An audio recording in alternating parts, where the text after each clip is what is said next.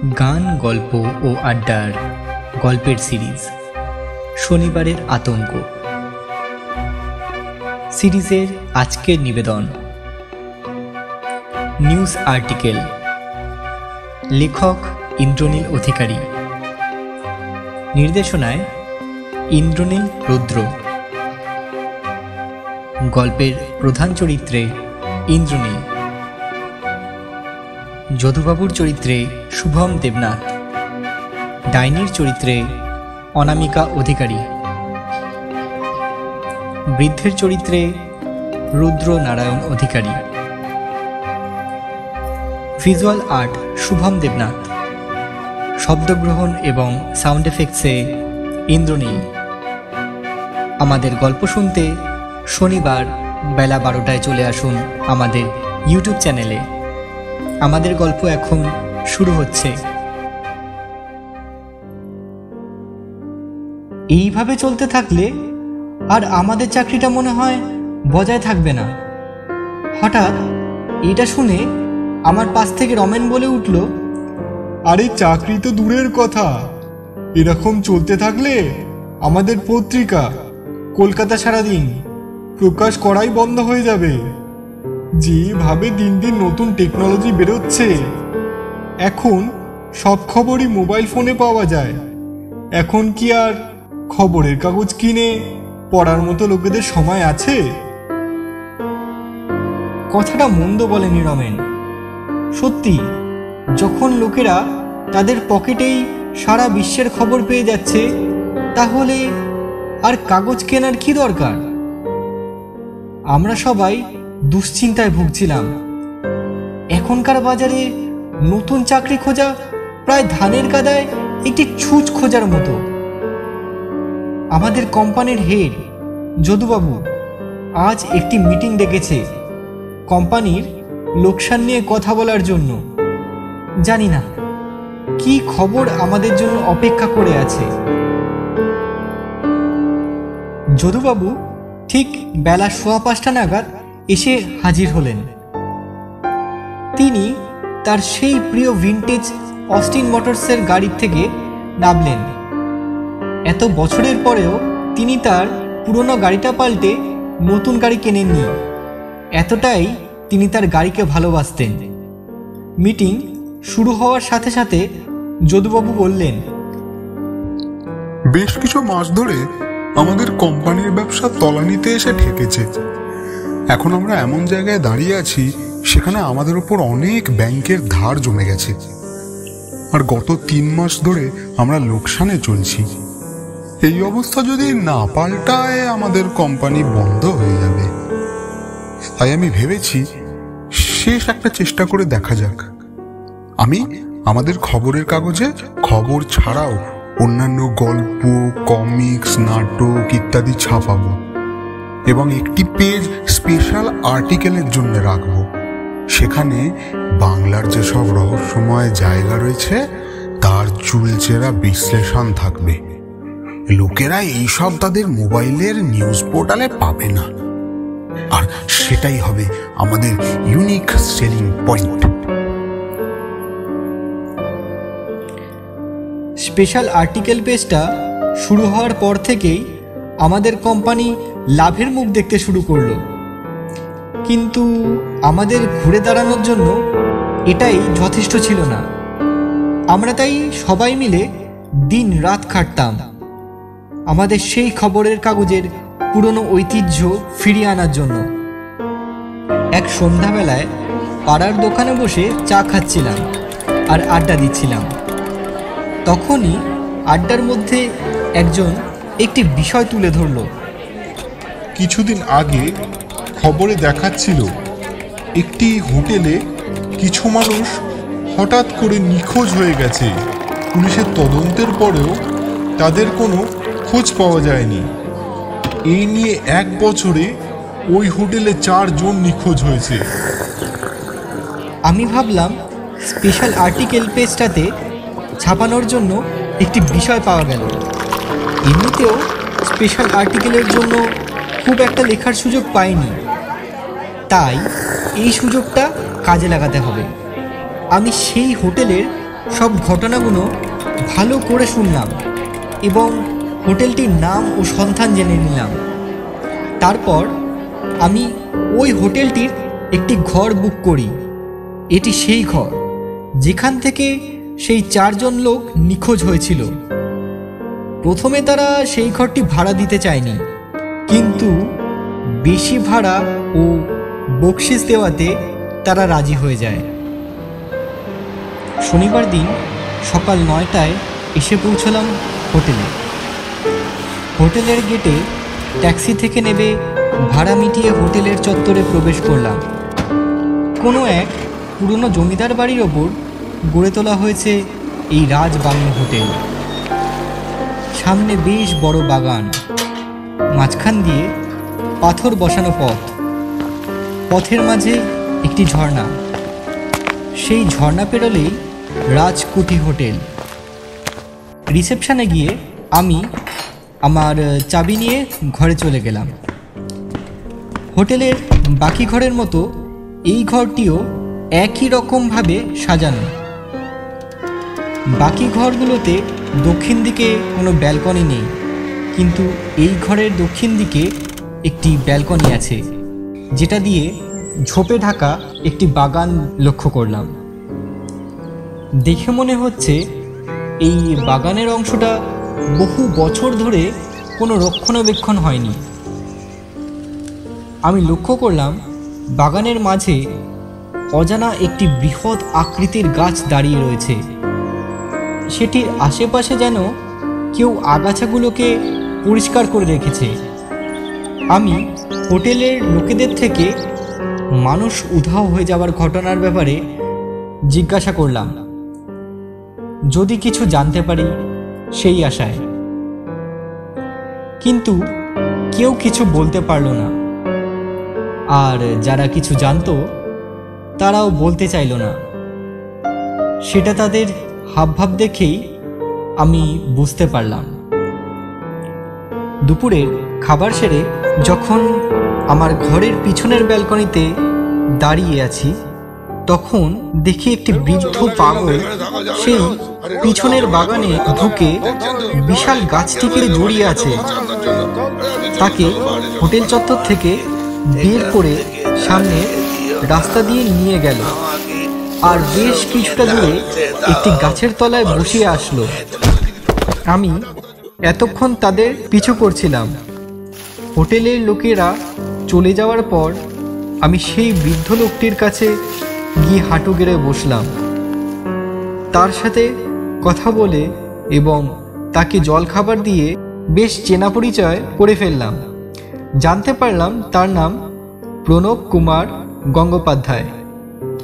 তিনি এককালে পাশের জেলার জমিদারের ছোট ছেলে ছিলেন। আমি তাকে কথার ছলে প্রশ্নটি করেই বসলাম, এই হোটেল থেকে বেশ কিছু বছর ধরে মানুষ উধাও হয়ে যাওয়ার ঘটনার ব্যাপারে আপনি কিছু জানেন? আর সেই গাছটিকে জড়িয়ে ধরেছিলেন কেন? তিনি এই প্রশ্নটি শোনার পরে বেশ কিছুক্ষণ চুপ করে থাকল।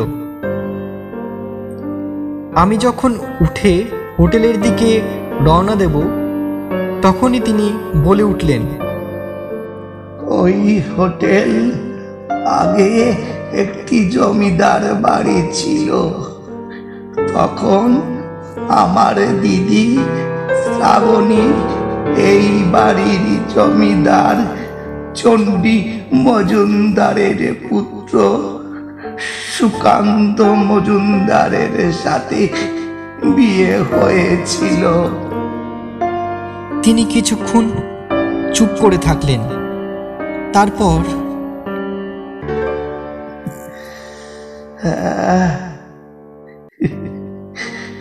কিন্তু সুকান্ত বিয়ের পর থেকেই অসুস্থ হতে শুরু করলো। খাওয়া দাওয়া বন্ধ করে দিল। আস্তে আস্তে তার শরীর শুকিয়ে যেতে লাগলো। তারপর সে এক রাতে ঘুমের মধ্যে মারা গেল।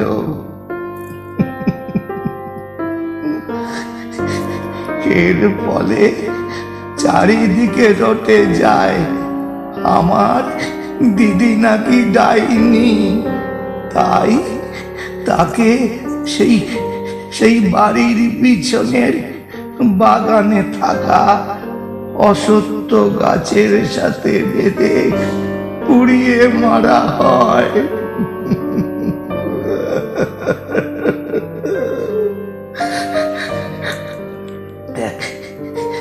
সেই সেই গাছটিও আমার দিদির সাথে মারা যায়। তারপর সেই সেই জায়গায় একটি নতুন গাছ গজায়। সেই সেই গাছের ভিতর থেকে আমার দিদি আমার সাথে কথা বলে, কথা বলে, কথা বলে। এইসব শুনে আমার শরীরে কেমন অস্বস্তি হতে লাগলো। আমি এতক্ষণ যেই হোটেলকে রাজকীয় মনে করছিলাম, এখন তাতে থাকতে আর ইচ্ছা করছিল না। কিন্তু কি আর করা যাবে, অন্তত আজ রাতটা এই হোটেলেই কাটাতে হবে। হোটেলে ফিরে আসার পর আমি সেই ব্যালকনিতে গিয়ে দাঁড়ালাম এবং গাছটিকে খুব মনোযোগ সহকারে দেখতে লাগলাম। কতক্ষণ গাছটির দিকে তাকিয়ে আছি জানি না। আমার হুঁশ ফিরল লোকেদের চেঁচামেচি শুনে। আমি তাকিয়ে দেখলাম কতগুলো লোক একটি মহিলাকে সেই গাছে বেঁধে পোড়ানোর পরিকল্পনা করছে। সবাই ধুতি পরে বল্লম হাতে নিয়ে দাঁড়িয়ে আছে, আর তার মধ্যে থেকে একজন জমিদার গোছের লোক এসে মহিলাটির গায়ে আগুন ধরিয়ে দিল। সে কি আর্তনাদ!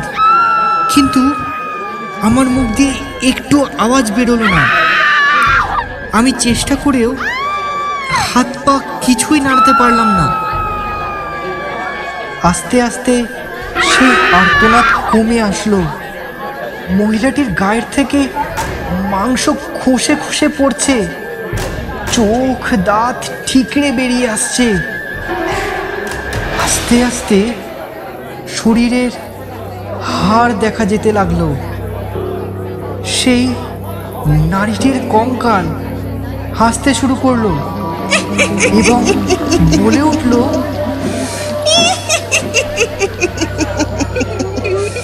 হ্যাঁ, আমি ডাইনি। রোজ তোর ছেলের রক্ত পান করেছি, আর তোদের বংশের প্রতিটি মানুষকে আমি শেষ করে দেব, আর তুই নির্বংশ হবি, নির্বংশ হবি।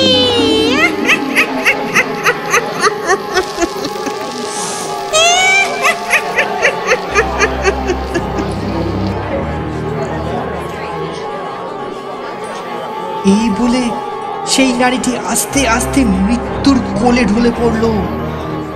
কি বিচ্ছিরি সেই দৃশ্য, আর তার সাথে চামড়া পোড়ার গন্ধ। আমি চোখ বন্ধ করে ফেলি। কিছু পরে চোখ খুলে দেখি বিকাল গড়িয়ে কখন যে রাত হয়ে গেছে বুঝতেই পারিনি। সেই বাগানে কাউকেই দেখতে পেলাম না। হয়তো আমি সেই বুড়োর কথা নিয়ে একটু বেশি ভেবে ফেলেছি। যাই, হাত মুখ ধুয়ে নিয়ে রাতের ভোজনটা সেরে আসি। রাতের খাবার সেরে যখনই খাটে শুয়েছি, ঠিক তখনই ব্যালকনির দরজা নিচের থেকে খুলে যায়। ঠান্ডা হাওয়ার সাথে একটি মিষ্টি গন্ধে ঘরটি ভরে যায়। কানে একটি মধুর কণ্ঠ ভেসে আসলো। আমি মন্ত্রমুগ্ধের মতো সেই ডাকের পিছু পিছু বাগানের মধ্যে প্রবেশ করতে শুরু করলাম। আগাছার মধ্যে দিয়ে যেতে যেতে গায়ে খোঁচা লেগে প্রায় অনেক জায়গা দিয়ে রক্ত বেরোতে শুরু করলো, কিন্তু আমি নিজেকে সেই গাছটির কাছে যাওয়া থেকে রুখতে পারলাম না।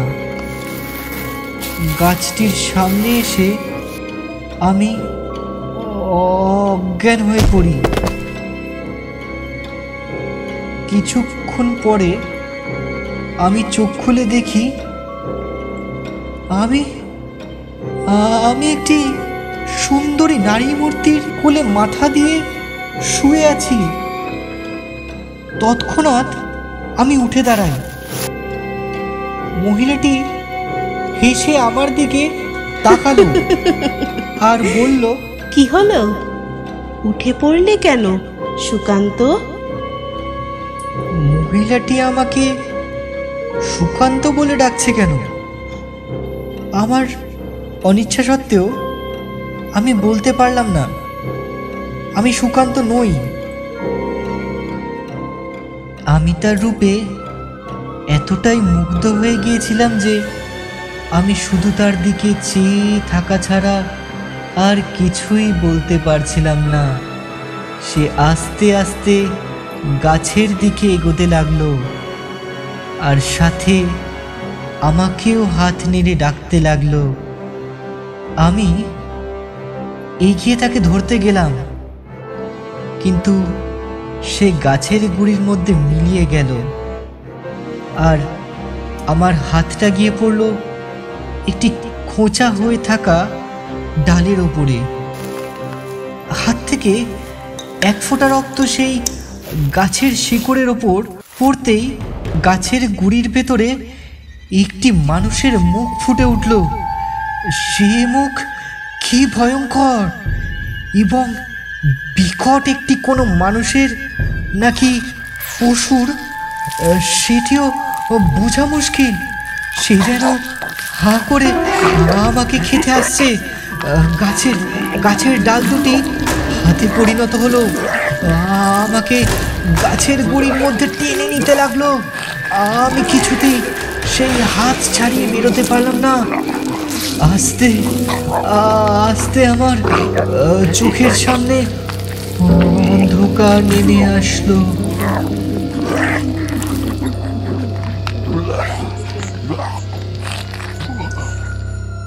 জ্ঞান ফেরার পর দেখি পুলিশ আর হোটেলের লোকেরা মাথা উঁচু করে আমার দিকে তাকিয়ে আছে। কথাগুলো যেন কেমন ভেসে ভেসে আসছে, ঠিক বুঝতে পারছি না ওরা কি বলছে। আমি চেঁচিয়ে ওদের ডাকার চেষ্টা করলাম, কিন্তু কি আজব ব্যাপার, ওরা আমার কথা যেন শুনতেই পাচ্ছে না। সবাই আমাকে ছেড়ে চলে যাচ্ছে। আমি কিছুতেই নড়াচড়া করতে পারছি না। সবাই চলে যাওয়ার পর সেই বুড়োটা এগিয়ে এসে আমার দিকে তাকিয়ে আঙুল উঁচিয়ে কি যেন গুনতে লাগলো।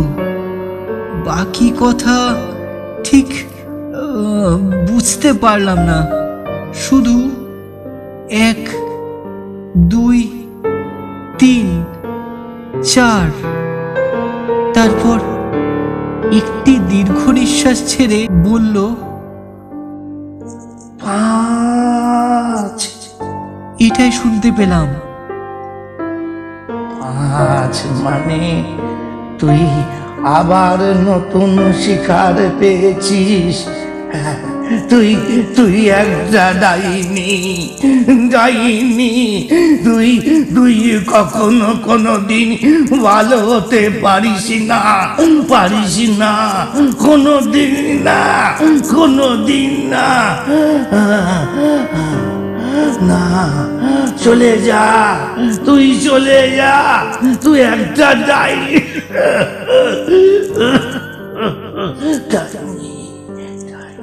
আমি কি তাহলে সেই 5 নম্বর ফল? আমার মাথায় কিছুই ঢুকলো না। তারপর থেকেই সেই বুড়োটা রোজই আসতো আর গাছের সামনে এসে আমাদের সাথে কথা বলতো। কেমন আছে? আপনি হলেন 5 নম্বর। আপনার এখানে থাকতে ভালো লাগে? বলুন না, ভালো লাগে? কেন এলেন আপনি? কেন কেন ওই ডাইনির খপ্পরে পড়লেন? কেন এই ডাইনির খপ্পরে পড়লেন?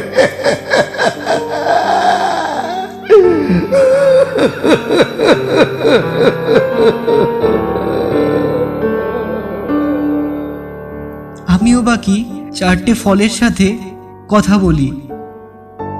এইভাবেই এখন আমার দিন কেটে যাচ্ছে। এইভাবেই এখন আমার দিন কেটে যাচ্ছে।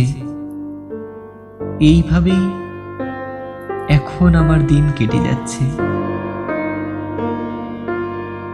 এইভাবেই এখন আমার দিন কেটে যাচ্ছে।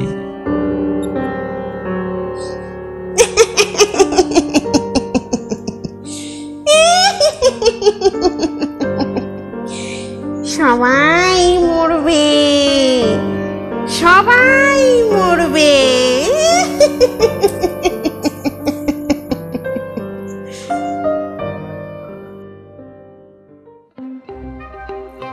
এতক্ষণ শুনছিলেন ইন্দ্রনীল অধিকারীর লেখা নিউজ আর্টিকেল।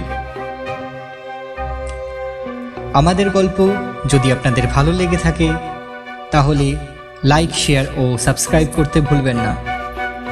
আমাদের গল্প শুনতে শনিবার বেলা 12টায় চলে আসুন আমাদের ইউটিউব চ্যানেল গান, গল্প ও আড্ডায়।